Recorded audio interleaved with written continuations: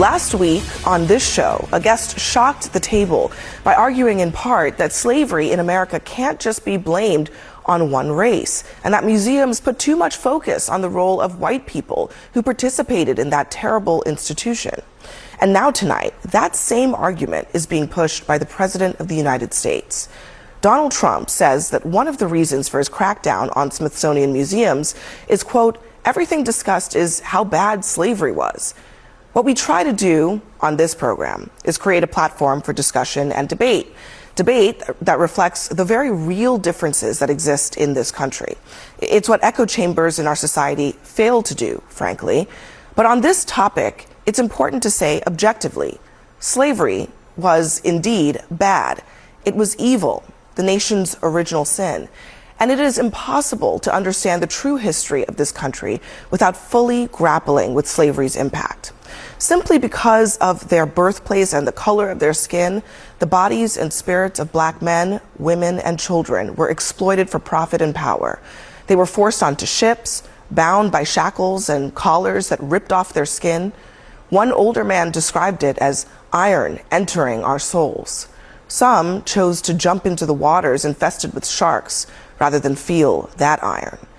Now, once they arrived on this very soil, they were forced to work by way of the whip, despite being starved, sleep-deprived, threatened, tortured, physically and psychologically.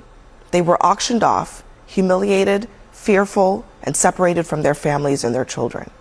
Black women and girls were raped and sexually assaulted. Many were brutally murdered and mutilated.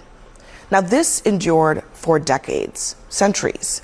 And even in the places where slavery was not legal, institutions from our banks to universities were built on enslaved labor in both the North and in the South.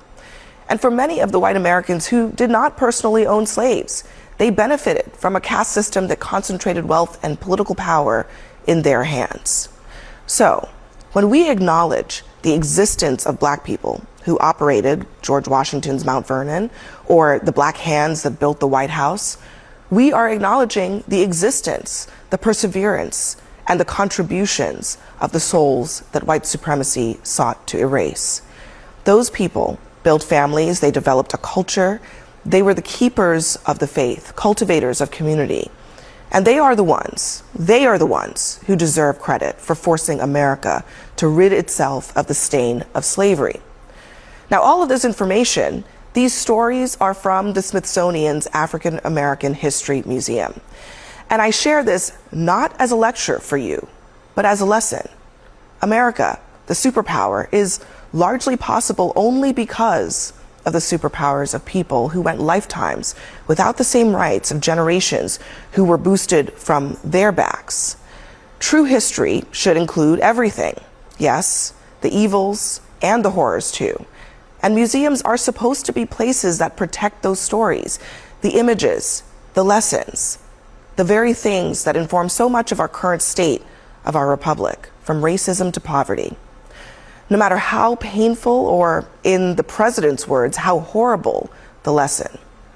Now, just listen to one formerly enslaved man describe what slavery is like in his own words.